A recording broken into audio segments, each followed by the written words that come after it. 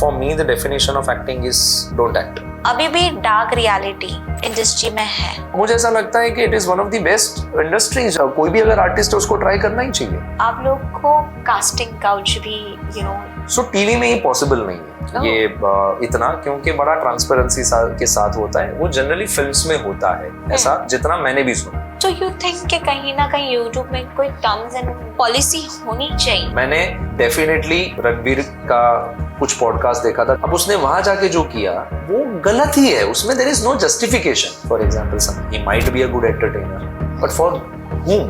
अगर गाली गलौज से आप हंसा रहे हो तो that is not comedy.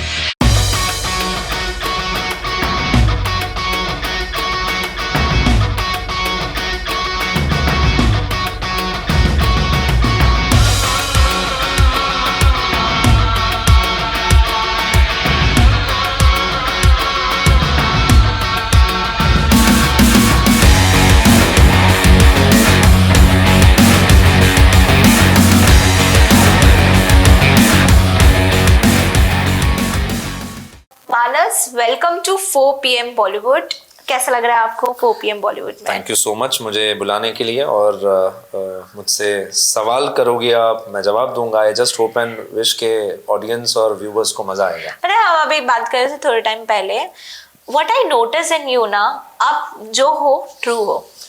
I actually मतलब उसमें कुछ फिल्टर कुछ भी नहीं है। हाँ, और इस समय फिल्म इंडस्ट्री की बात करूँ तो ट्रू होना मतलब आई गेस बहुत कम लोग होते होंगे। 0% चांसेस है, क्योंकि वो एक्ट में भी मतलब टीवी में भी एक्ट कर रहे हैं, आफ्टर टीवी भी एक्ट ही कर रहे हैं वो। सो प्रैक्टिकली क्या होता है ना, जैसे एक्टर एक्टिंग करता है, for me the definition of acting is don't act.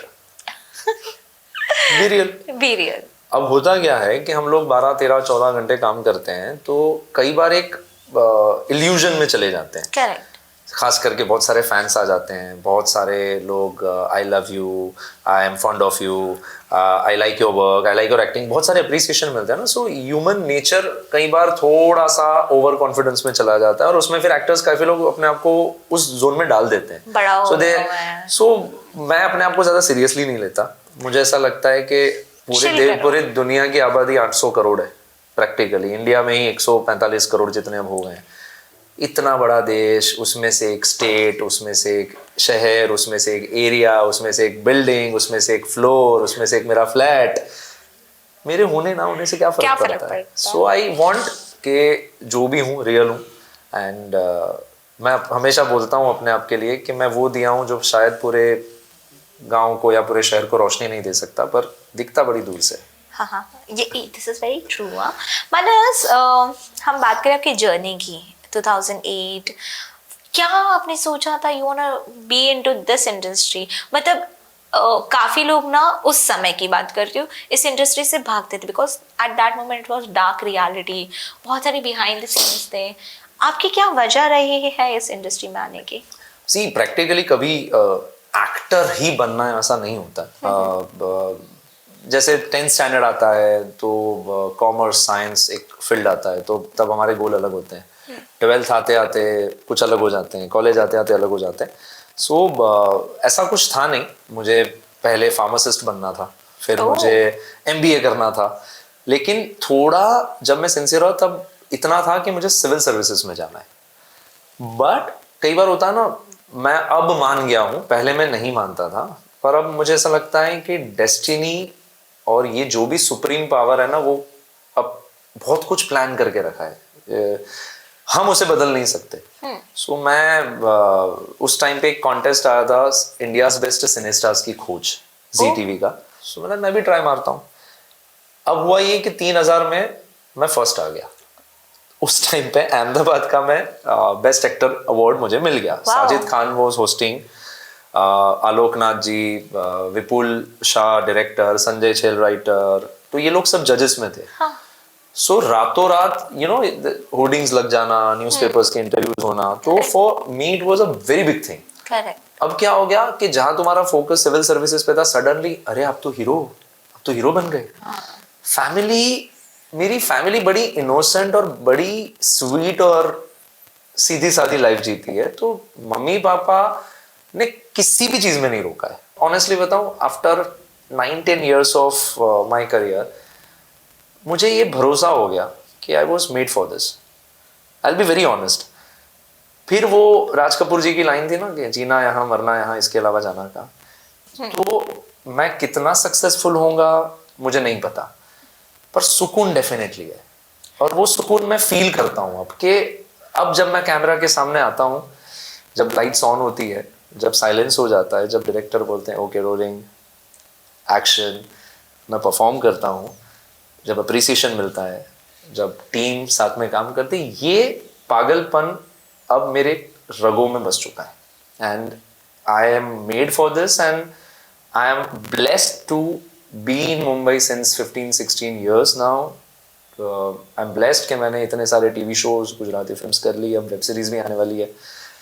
So I am lucky enough, and thanks to Bhagwan ji for everything.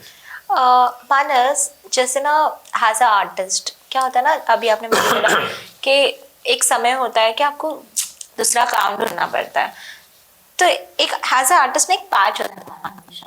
आपने एक सीरियल 100 एपिसोड कर लिए, 200 कर लिए, मान लो 400 कर लिए, ठीक है, उस बीच में आपको ऑफर भी आते हैं, बट आप एक सीरियल कर रहे हो तो दूसरे सीरियल को हाँ बोलना थोड़ा टफ हो जाता है, क्योंकि आप दोनों जगह टाइम नहीं दे सकते हो. एक सीरियल होने के बाद वो पैच होता है ना बीच का, जब आपको काम नहीं मिल रहा होता 3-4 महीना. देखो मेरे लिए तो मैं जॉब कर रही हूँ, 9 to 5 यही जॉब करने वाली हूँ, नेक्स्ट डे भी करने वाली हूँ, परसों भी, 1 साल बाद भी करने वाली हूँ, पर एज अ आर्टिस्ट आप लोग का फिक्स नहीं होता, आज यहाँ हो कल कहीं और हो. तो वो जो बीच का पीरियड होता है ना, वो आप कैसे टैकल करते हो? मुझे ऐसा लगता है कि मुंबई शहर में बहुत भीड़ है, पर अकेलापन ज्यादा है. Loneliness is the one of the bitter reality of this city. I am blessed enough कि फ्रेंड्स से ज्यादा कुछ मेंटर्स अच्छे मेरी जिंदगी में थे, जिनकी लाइफ को मैंने देखकर बहुत कुछ सीख लिया था. तो ट्रस्ट मी, मेरे माता पिता के संस्कार और वो मेंटर्स की गाइडेंस, ये इतना बड़ा शील्ड बन गया था मेरे आसपास कि मैंने गलत दिशा में कभी कुछ सोचा ही नहीं. तो जैसा मैंने कहा कि फ्री टाइम में लोग बहुत खाते पीते हैं, then again you are as an actor, you are मतलब एक्सप्लॉइटिंग योरसेल्फ, देन फिर तुम रेडी नहीं हो. फिर जब कोई अपॉर्चुनिटी आएगी तब तुम बोलोगे अरे मेरा तो वेट बढ़ गया है, अब मुझे वेट उतारना है. कुछ भी चेंजेस आ जाते हैं. सो वो फेजेस आते हैं, टफ टाइम्स आते हैं, नए नए होते हो तो तुम्हें भी होता है, बट ये तुमने ही डिसाइड किया था ना कि मुझे आना है मुंबई में. किसको हीरो नहीं बनना है, किसको हीरोइन नहीं बनना है. मैं हमेशा कहता हूँ कि जब आपका बेटा या बेटी मिरर के सामने खड़े होकर बाल बनाना शुरू कर देना, आप समझ लो उसके अंदर एक हीरो या हीरोइन बस चुका है. तभी वो कॉन्शियस होने लगता है कि मैं कैसा दिख रहा हूँ या कैसी दिख रही हूँ. I want to look like this. Fashion भी कहीं से उठाया तो कुछ भी कहीं जहन में बस चुका होता है. इसी वजह से डिमांड से ज्यादा सप्लाई है इस फील्ड में. आप समझो, ये तो मैं मुंबई शहर की बात कर रहा हूँ, कम से कम मुंबई शहर की आबादी 2-2.5 करोड़ के ऊपर होगी. इसमें से मिनिमम मुझे लगता है इस इंडस्ट्री को बिलोंग करने वाले 50 लाख होंगे. हाँ. ठीक है, ये तो मैं मुंबई शहर की बात कर रहा हूँ. पहले ऐसा था कि ऑडिशंस पर्सनली विजिट करके होते थे, तो ये 50 लाख लोग ही जाते थे. अब वर्चुअल हो गए. अब आप सोचो, यूएस में रहने वाला बंदा भी ऑडिशन दे रहा है, इंडिया अलग अलग शहर से दे रहा है. अब तुम्हारे ऑडिशंस का सप्लाई कितना हो गया है. तो एक रोल जब निकलता है तो एक रोल के लिए कम से कम 30,000, 40,000, 50,000 लोग ट्राई करते हैं. सो सक्सेस रेशियो क्या है? 0.001%. अब सबको बच्चन सर ही बनना है, सबको शाहरुख सर ही बनना है, सबको. हम सब सपने तो वही लेकर आते हैं ना, बट बने कितने? एक उनके खुद के बेटे भी बन पाएंगे, नहीं बन पाएंगे, वो भी नहीं पता. yes, correct. ये सब है ना, बोलता है ना, मतलब मुझे लगता है कि दुनिया की सारी पढ़ाई हो सकती है किसी स्कूल या कॉलेज में, लेकिन एक्सपीरियंस तो तुम्हें कहीं नहीं सिखाया जा सकता. वो तुम्हें खुद ही चल के करना पड़ेगा. तो मुझे भी हुआ, मैं भी टूटा, मैं भी थोड़ा नर्वस हुआ. जैसा मैंने कहा कि बीच में एक ऐसा फेज था जो मुझे लग रहा था यार मैंने क्यों पकड़ा, क्योंकि बहुत सारी जगह पर you are dependent on lot of things. See, दुनिया की कोई भी बिजनेस या काम में देयर इज अ बुक. कि बैंक में कोई जॉब कर रहा है तो उसको पता है कि मुझे ये ही फॉर्मेट में काम करना है, सीए कोई है, एमबीए कोई है। आर्ट की कोई बुक नहीं है, इट्स अ काल्पनिक दुनिया। आप पेंटिंग बनाते हैं तो आप अपनी मर्जी का बनाते हैं, वैसे ही एक शो बनता है या फिल्म बनती है तो वो एक 2-3 लोगों की मर्जी से, उनके थॉट प्रोसेस से बनती है। You are just being a part of it. Director writer जो देगा उसको इम्प्लीमेंट करने की कोशिश करेगा, एक्टर उसको निभाने की कोशिश करेगा, आर्ट डायरेक्टर सजाएगा, कपड़े वाले कपड़े बनाएंगे, बहुत सारी चीजें हैं। So we all are working in a very एक काल्पनिक दुनिया में काम करते हैं। Basically everyone on your side is an artist. Exactly artist, इसीलिए आर्टिस्ट बोलते हैं ना, म्यूजिक डायरेक्टर, पेंटर, डायरेक्टर या कोई भी ले लो, है ना। अब ये लोगों को नॉर्मल लाइफ नहीं जी सकते। अगर उनको 10 to 5 जॉब दे के lakhs of rupees की सैलरी दी तो वो छोड़ देंगे। हाँ। और जो नॉर्मल लाइफ जी रहे हैं उन लोगों को ये पागल लगते हैं कि ये किस दुनिया में काम कर रहे हैं। You have to understand and you have to accept this पागलपन। बीच का फेज में अगर आप टूट गए, यू हैव टू बी, बोलते ना, ढीठ बनना पड़ेगा। मुझे पता नहीं, ऐसा बहुत सारे लग रहे हैं। जैसे पंकज त्रिपाठी जी मेरे साथ एक टीवी शो में थे, सेकंड मेरा टीवी शो था गुलाल करके, मैंने उनकी लाइफ करीबी देखी है। Ali Asgar is a very dear friend of mine, Ali भाई की मैंने लाइफ देखी है। तो इन सबका यही है कि कोई इनफ लकी है तो उसको 2 साल में मिल जाएगा, 2 दिन में मिल जाएगा। बट कोई नवाजुद्दीन सिद्दीकी जी को 15-20 साल बाद मिला। So you have no idea. ढीठ बनना पड़ेगा, स्टिक टू योर मतलब अब सेकंड ऑप्शन ही नहीं है। बहुत खराब टाइम आएगा। बट मुंबई शहर जो माया नगरी है ना, मैं ऐसा मानता हूं कि वो एक न्याय का शहर है। या तो वो तुम्हें पहले ही भेज देगा धक्के मार के। समुद्र का क्या रूल है, तुम कुछ भी फेंको बाहर फेंक देगा, वो अंदर नहीं बसाता।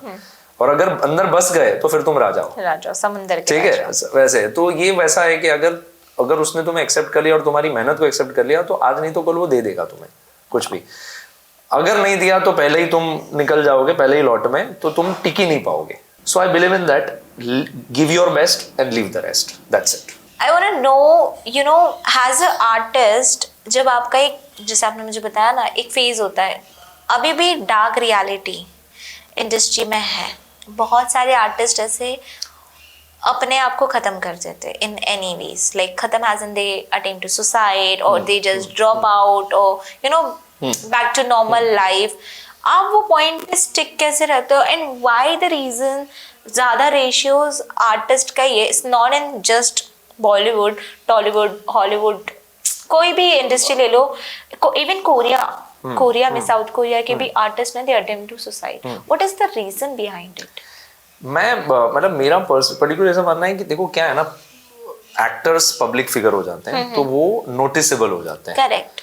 अब कोविड के बाद ट्रैवलिंग बंद हो गया था। करेक्ट। तो एविएशन इंडस्ट्री अफेक्ट हुई, होटल इंडस्ट्री अफेक्ट हुई। हो सकता है उनमें भी बहुत लोगों ने सुसाइड किया हो, करेक्ट, बाहर नहीं आया बिकॉज पब्लिक को उन लोगों में शायद इंटरेस्ट नहीं है।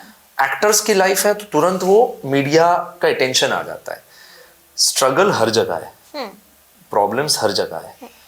सो बहुत सारी रीजंस हैं जिन्होंने सुसाइड अटेम्प्ट किया या कमिट किया, तो अलग इश्यूज हो सकते हैं। अब अपने को पता नहीं है वैसा, बट मेरा ऐसा मानना है कि मनस्थिति, मानस मेरा नाम है, मानस का अर्थ ही मन है, ठीक है। So it's not an organ, it's a state of mind. अगर आपके आसपास, जैसे मेरा अगर बताऊं, अगर आप मुझसे पूछोगी, my family, I am blessed to have the best family. मतलब मम्मी पापा, दीदी, मेरे कजन्स, मेरे एल्डर्स इतने वो थे कि डाउनफॉल आया या काम नहीं, तभी भी वो हमेशा खड़े रहे मेरे आसपास। तो और ऑनेस्टली मैं बताऊं, फिल्म इंडस्ट्री जितनी बदनाम है ना उतनी है नहीं यार। मतलब मेरा पर्सनली मानना है, प्रैक्टिकली जैसा मैंने कहा, I don't drink, I don't smoke, I don't do parties. तो जरूरी नहीं है कि हर बंदा ऐसा हो, जरूरी नहीं है कि हम हर चीज जो बना रहे हो गाली गलोच वाले। आप प्रोग्राम्स भी, हर कोई तो गाली गलोच वाले नहीं होते ना, हर कोई तो डबल मीनिंग नहीं होता या एडल्ट नहीं होता, फैमिली वाले होते हैं ना। तो ज्यादा करके टीवी शोज और फैमिली शोज। तो मेरे साथ कोई एक्सपीरियंस ही नहीं हुआ कि मुझे किसी ने यू नो एक्सप्लॉइट करने की कोशिश की हो या फायदा उठाने की कोशिश की हो, मैनिपुलेट करके मुझे फ्रॉड किया हो, चीट नहीं हुआ है। तो मेरे लिए तो मुझे ऐसा लगता है कि it is one of the best industries. Everybody should, कोई भी अगर आर्टिस्ट है उसको ट्राई करना ही चाहिए। कई जगह पे हम देखते हैं गिटार लेकर एक लड़का गाना गा रहा होता है रोड पे, ही इज एन आर्टिस्ट, उसके पास दूसरा कुछ नहीं है। मैं ये नहीं कह रहा हूं उसको तुम नो बेचारा फील करवाओ, मैं ये नहीं कह रहा हूं उसको तुम पैसे दो। शायद अगर तुमने तुम्हारे डाउनफॉल में अगर एक बार भी गाना सुना और तुम संगीत के प्रेमी हो ना, तो उसको जाके अप्रिशिएट कर दो। क्या पैसा जा रहा है? प्रैक्टिकली क्या होता है ना, मैं उस मामले में भी बड़ा वो हूं कि इंडस्ट्री का दर्जा नहीं मिला है फिल्म को। हम बोलते हैं film industry, but we don't get that enough rights as a industry. आप अगर देखोगे तो बैंक वाले भी लोन नहीं देते। Is it? फिल्म इंडस्ट्री के एक्टर्स को, आर्टिस्ट को कभी लोन नहीं मिलती है easily, because we are on a project basis, no, we don't have that professionals. तो अगर आप कोई भी column, Never thought on that. आप देखो, अब मैं ये कहता हूं कोविड में आपको घर पे बैठे थे सब, जितने भी बड़े बड़े इंडस्ट्री के प्रोफेशनल्स, चाहे वो साइंस फील्ड के हो, कॉमर्स के हो, विद ऑल ड्यू रिस्पेक्ट, आपका टाइम पास कैसे हुआ था? टीवी देखकर। टीवी में कौन था? एंटरटेनर्स। फिल्म में कौन था? एंटरटेनर्स। कोविड ये और सडन रामायण चालू हो गई थी, देखा, एंटरटेन हुए ना। उसमें एक म्यूजिक डायरेक्टर भी था, डायरेक्टर भी था, एक्टर भी था, साउंड वाला भी था, ये भी था, कितने लोग काम कर रहे थे। ये लोगों ने आपको एंटरटेन किया, आपका टाइम पास किया। आप इमेजिन करो 21 days of lockdown without your TV और आईपैड या mobile. Can't imagine one day भी। फिर भी एंटरटेनर्स को आप जब कोई लिस्ट निकलता है ना, उसमें सबसे ज्यादा अफेक्ट, सबसे लेट कोई इंडस्ट्री शुरू हुई थी, वन ऑफ द इंडस्ट्री में फिल्म इंडस्ट्री थी। क्योंकि सब इकट्ठा हो जाएंगे, एक्टर्स पास में सीन करेंगे, फैल जाएगा Covid. Correct. So film industry आप बोलते हो, बट पेपर पे it is not an industry. Understand this. This is one of the drawback which I feels कि क्यों दर्जा नहीं मिल रहा है। ओके, जैसे आपने मुझे बैंक लोन का बोला, ये मैंने सोचा ही नहीं। कभी भी जाओ, because for me I am a salary कोई भी बैंकर फ्रेंड हो ना, उसको पूछो कि एक एक्टर है, उसको लोन चाहिए, पूछो। हाँ, तो they ask for a salary, और सैलरी पूछेंगे, सैलरी से। अब हम तो प्रोजेक्ट बेस होते हैं ना। हाँ। अच्छा, दूसरा क्या है, टीवी में अगर आप काम करते हो तो आपका टेलीकास्ट होता है, उसके 90 डेज बाद पेमेंट मिलता है। तो ये शिट, मतलब आपको जो जितने भी टाइम के लिए आपने काम करा हो, वो सरवाइव कैसे करते हो? that is the concern, that's what I'm saying, no, कि ये कोविड के बाद very first time I came on social media with this concern only. Everything restart हो रहा था, लाइफ पूरी रीस्टार्ट हो रही थी। So my concern was with all due respect to ministers, broadcast industry minister, वहां पे producer association, writer, actor, director association, सबसे मेरा सिर्फ इतना ही कंसर्न था कि जब रिस्टार्ट हो रहा है तो क्यों ना हम ये पॉलिसी जो 90 डेज वाली मंथली कर दे। करेक्ट। किसी भी फिल्म में आप एज अ एक्टर काम करोगे तो बोलेगा सर जनवरी से हम शूट कर रहे हैं, तो दिसंबर में उसने आपको 20% एडवांस दिया। अब जनवरी का शूटिंग चला गया, पोस्टपोन हो गया मार्च, तो जैन फेब आप कैसे निकालोगे? क्योंकि मार्च में दूसरा 20% मिलेगा ना आपको। तो फिर मार्च के बाद बोलेगा सर डबिंग होगा ना, तब आपको दूसरा 20 मिलेगा। वो डबिंग किसी वजह से पोस्टपोन होके हो गया जून में। Now you bifurcate the cost कि दिसंबर से जून तक आपको सिर्फ आपके जो उसका 40% ही मिला। That is the concern. As a artist आप लोग को कास्टिंग काउच भी लड़कियां या लड़के को करा जाता है, आपके साथ ऐसा इंसिडेंस हुआ है? ऑनेस्टली जैसा मैंने कहा, मैं कैमरा के सामने झूठ नहीं बोलूंगा, मेरे साथ तो कभी हुआ ही नहीं प्रैक्टिकली। मतलब आज उसका भी एक लड़कों के लिए भी बोला जाता है दे आर अनसेफ, बट मेरे साथ तो हुआ नहीं। मतलब मैं ये चीजों पे बहुत अग्री करती हूँ कि लड़के भी अनसेफ है, this is not just girls. So वो मेरे साथ हुआ नहीं। सेकेंडली टीवी में वैसे भी बहुत कम चांसेस हैं, और मैं ज्यादातर टीवी में करता था, और मैं आई am proud of it that I am a TV actor. I will be very honest, मुझे अच्छा लगता है रोज शूट करना। फिल्म्स और वेब सीरीज में इन समय क्या होता है, प्रोजेक्ट छोटे छोटे होते हैं, कुछ टाइम के बाद खत्म हो जाता है। 1 साल 2 मुझे रोज शूट करना बड़ा प्यारा लगता है, तो मुझे उसमें कोई वो नहीं है कि I am dying to be in web series, I am dying to be in films and all. So TV में ये पॉसिबल नहीं है ये इतना, क्योंकि बड़ा ट्रांसपेरेंसी के साथ होता है। वो जनरली फिल्म्स में होता है ऐसा, जितना मैंने भी सुना है। मेरे एक्सपीरियंस में कभी नहीं हुआ है। तो मैं तो आपके जितने भी व्यूअर्स हैं मैं उनको कहूंगा कि प्लीज ऐसा कुछ भी नहीं होता, पैसे भरो और काम लो, या फिर आपको कुछ सो कॉल्ड कॉम्प्रोमाइज टाइप का जो वर्ड चलता है ऐसा कुछ करना पड़ेगा किसी अच्छे काम को पाने के लिए, ऐसा कुछ भी नहीं होता है। अपार्ट फ्रॉम दिस, आप तो टीवी से लेके गुजराती मूवीज में भी हो, तो यू आर गुजराती, राइट? तो वो थोड़ा कन्वीनियंट हो जाता है गुजराती बोलना है, या of course so you read Gujarati too? Of course, Yeah? मैं तो गुजरात में, मेरा एजुकेशन पूरा गुजरात में Oh, हुआ है, सो amazing. I can read, I can speak, और अब तो धीरे धीरे गुजराती फिल्म्स बहुत अच्छे लेवल पे जा रही है, so I am proud of him, but कि भाई I am a part of that industry. The thing is that कि मैंने गुजराती मूवीज शुरू हुई, उससे पहले मैं मुंबई शिफ्ट हो गया था विद हिंदी सीरियल्स, तो हिंदी सीरियल्स और टीवी ऑलवेज मेरा पहला प्रेफरेंस रहा है। बीच बीच में जब मुझे अच्छी स्क्रिप्ट मिलती है, जब मुझे फोन आते हैं, अप्रोच करते हैं, और अगर मैं फ्री हूँ, अवेलेबल हूँ, तो वो सेट हो जाता है। सो जब जब सेट हुआ तब तब मैंने फिल्म्स की, तो 3 रिलीज हो गई, अभी ये एक अब रिलीज होगी, ऑलमोस्ट आई थिंक 3-4 महीने में आ जानी चाहिए।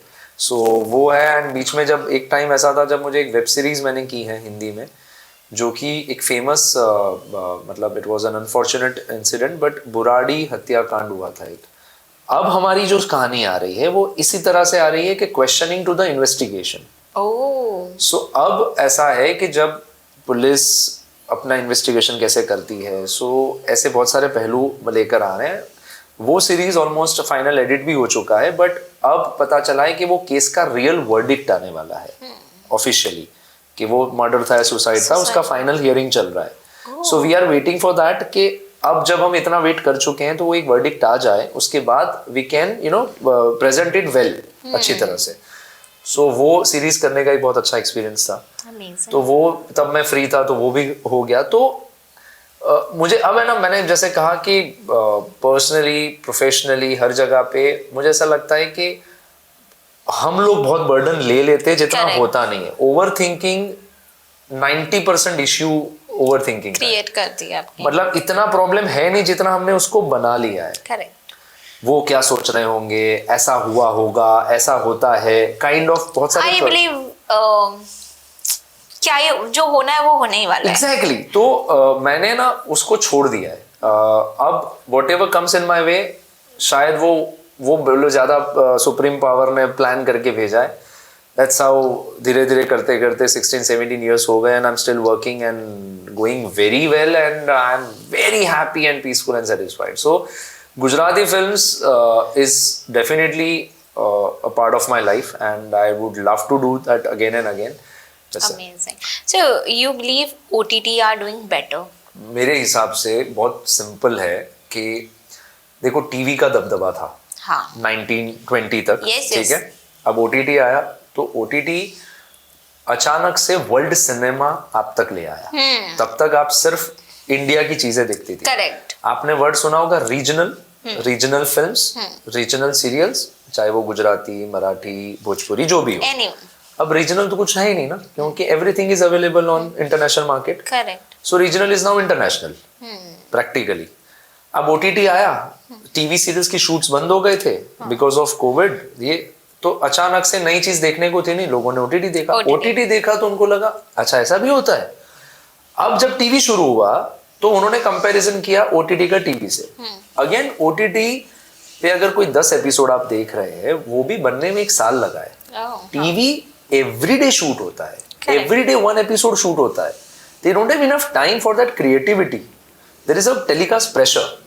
दोनों को कंपेयर नहीं कर सकते, बट ऑडियंस है, वो पैसा देती है जब सब्सक्रिप्शन का, तो वो तो कर सकती है, उनका हक है। जैसे हम सिनेमा में कोई ऑडियंस जाके 200 रुपए देके टिकट देके खरीद के देख रही है, वो गाली भी दे सकती है उस फिल्म को कि नहीं पसंद आया बॉस, नहीं पिक्चर अच्छी थी। तो वहां पे कंपैरिजन हुआ। अब क्या हुआ, OTT बूम के साथ आया। अब OTT ओरिजिनल्स बंद हो गए, आप नोट करो। नेटफ्लिक्स ओरिजिनल्स जो आते थे, Amazon ओरिजिनल्स बहुत कम हो गए, या तो ना के बराबर हो गए। नहीं है मेरे ख्याल से। करेक्ट। क्यों? क्योंकि अब उनके हर प्रोजेक्ट्स में नहीं चलने लगे, नहीं चल रहा है। तो वो डाउन हुआ, टीवी डाउन था, वो अप हुआ। अब दोनों 50-50 पे आ गए।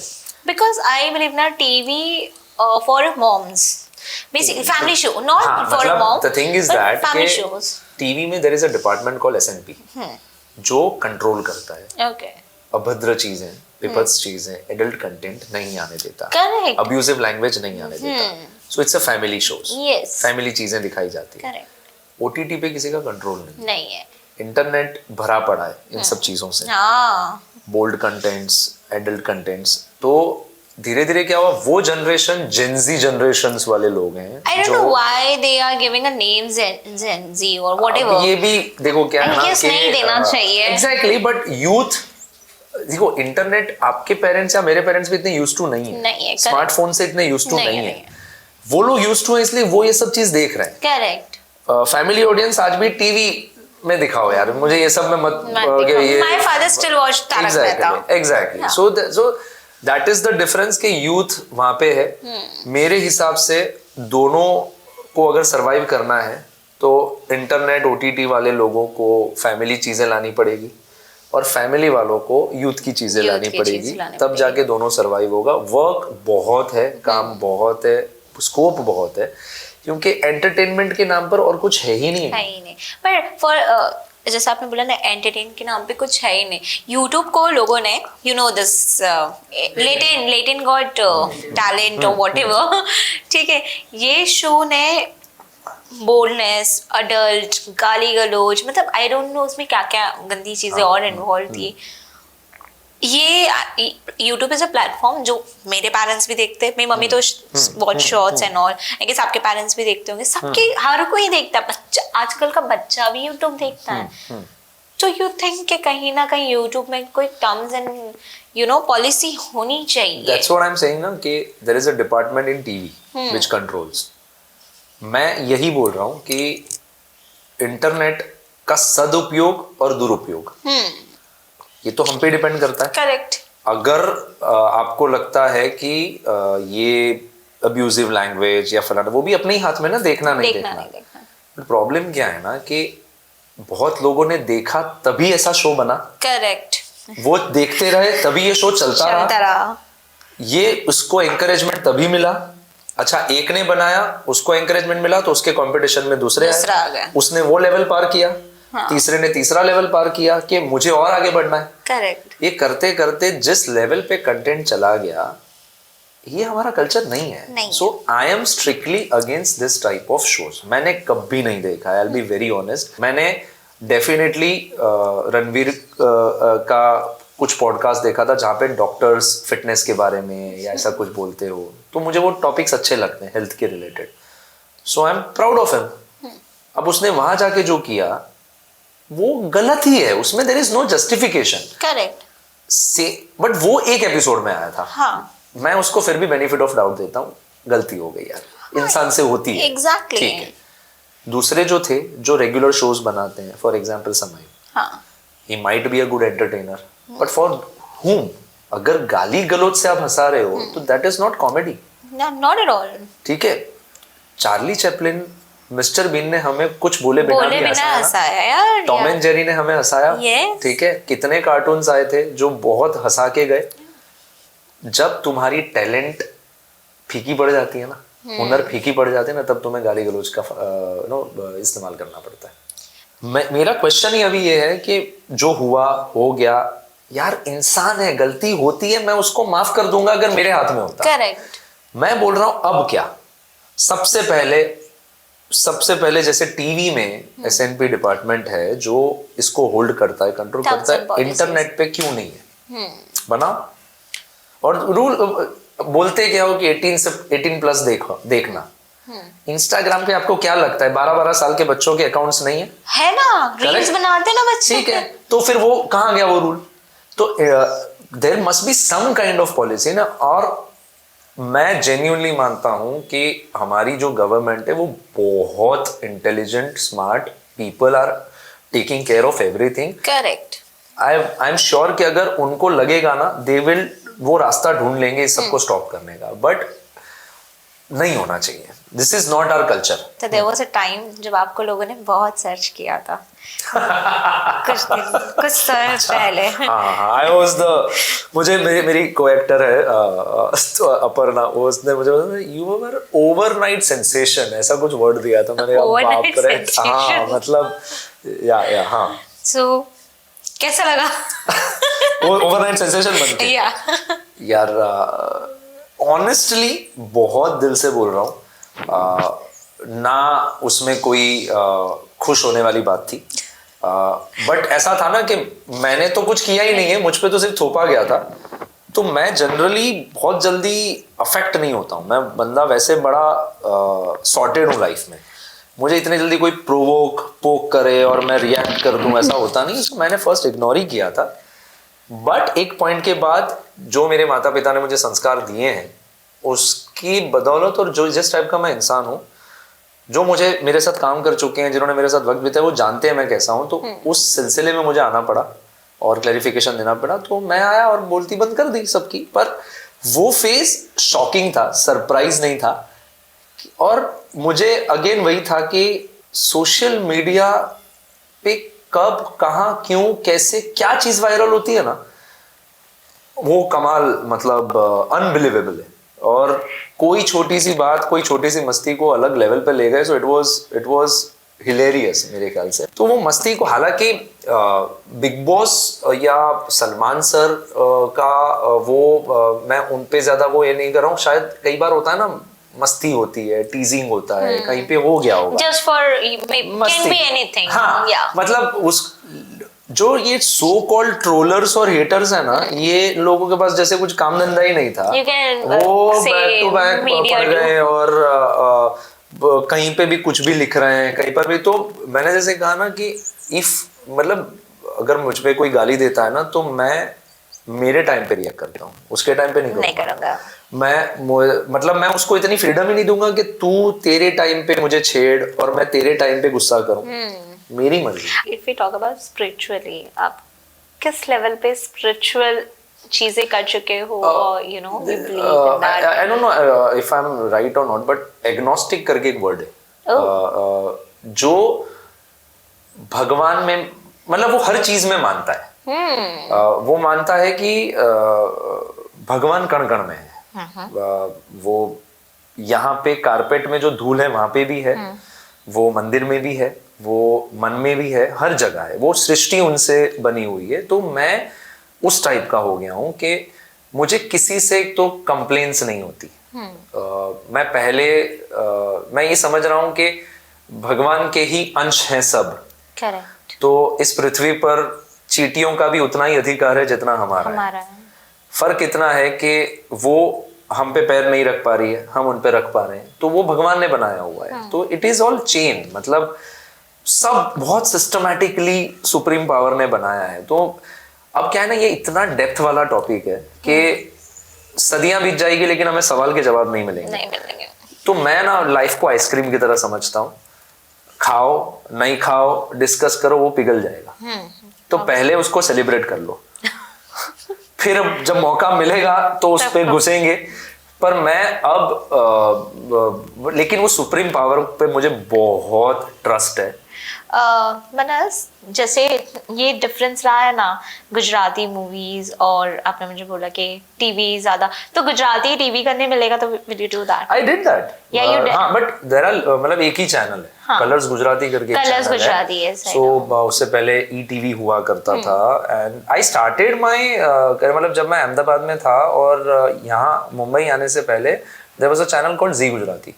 सो वहाँ पे लेडीज का गेम शोज होस्ट करता था मैं. जैसे बहुत सारे चैनल्स पर अलग अलग लैंग्वेजेस में आता था. वो जैसे घर जाना, 10 लेडीज आजू बाजू की इकट्ठा हुई, उनको गेम खिलाओ और प्राइज दे. 10 है, सेकेंड राउंड में 5 जाएंगी, थर्ड राउंड में 2 जाएंगे. अलग अलग एपिसोड ऐसे एक दिन में 3 एपिसोड करते थे हम लोग. So it was a very small budget show, but anchoring का एक्सपीरियंस हुआ, बात करने का एक्सपीरियंस हुआ. तो ये सब एक्सपीरियंसेस होता है ना. और अगर हम ऑब्जर्व करते हैं ना शांति से, तो ये सारी चीजें एक्सपीरियंस वाइज धीरे धीरे it will help you as an artist how to talk. तुम्हारे अभी जिन्होंने मुझे चाय चाय पिलाई, दिया। वीरेंद्र जी ने मुझे बाहर बोला कि सर आप हमारी बिहारी लैंग्वेज अच्छे बोलते हो। अब मैं गुजराती बंदा, मैं कभी बिहार गया ही नहीं, बट दैट डायलेक्ट वो कब Correct. आता है जब इतने लोगों से आप मिलते हो, Interaction इंटरेक्शन करते हो। मैंने एक माइथो शो किया था जिसमें संस्कृत बोलना था, उसके श्लोक के उच्चारण। अब जनरली गुजराती लोग हिंदी बोलते हैं ना तो पकड़ में आ जाता है, स श का प्रॉब्लम हो श जाता का है। प्रॉब्लम, और ये भाई मेरे को ऐसा लगता है ना, हाँ, ये ऐसा ये टोन आता है। पंजाबी हिंदी बोलता है तो उनका भी एक टोन आ जाता है, साउथ इंडियन हिंदी बोलते हैं तो यू हैव टू बी, जैसे एमपी की हिंदी सबसे अच्छी मुझे ऐसा लगता है क्योंकि उनका नेचुरल लैंग्वेज वहाँ का हिंदी है। यूपी, बिहार की हिंदी बड़ी अच्छी होती है। आप तुम हम हाँ, मतलब वो सिविल सर्विसेज में इसलिए वो लोग ज्यादा वो कर पाते हैं। सो दिस इज ऑल वो चक्कर में कॉन्शियस रहना, और गुजराती और फिल्म से, क्योंकि मेरी मातृभाषा है तो मुझे उसमें ज्यादा, जैसे मराठी भी मुझे एक दो बार कोई किसी ने बोला लेकिन मैं कर नहीं पाया, but I would love to do Marathi films also, different languages ना, सो इट्स गुड एक्सपोजर, आपको वैरायटी मिल जाता है। Would you like to do OTT में रियलिटी शोज, खतरों के खिलाड़ी और बिग बॉस ने तो अभी मैं तो मानता हूँ कि everything happens for a reason, तो क्या पता बिग बॉस और मैं मैड फॉर ईच अदर या मेड फॉर ईच अदर हो, तो अगले सीजन में अगर मुझे बुलाएंगे तो I would love to watch you. Lastly I really love to know कि कौन सी ओटीटी आप करना चाहते हो सबसे पहले, अगर ओटीटी आपको मिलता है रियलिटी शोज में? Of course big boss. अब तो इसलिए दो रीजन है। जैसे मैं ना मैंने लॉकडाउन में एक एक्टिविटी की थी खुद के लिए, कि don't go outside, go inside. Everyone was inside. ठीक है। तो मैंने क्या किया, मैंने एक बड़ा सा चार्ट पेपर बनाया था और ऐसे वॉल पे लगाया था जिसमें मिरेकल्स ऑफ लाइफ, मेरी success of life, failures of life, blessings of life, wishes of life, ऐसे करके बहुत सारे कॉलम बनाए। प्रॉब्लम्स ऑफ लाइफ का भी एक कॉलम था। हमें कई बार ऐसा लगता है ना कि बहुत सारे चीजों से हम घिरे हुए हैं, 4 प्रॉब्लम निकले घूम फिर के, वहां पे खत्म हो गया वो सेक्शन। ब्लेसिंग्स ऑफ लाइफ जब मैंने लिखा ना, बचपन से लेकर जो याद आता था मैं लिखता था। इतने मिरेकल्स थे मेरी लाइफ में, इतने मिरेकल्स थे और सब कनेक्टेड थे।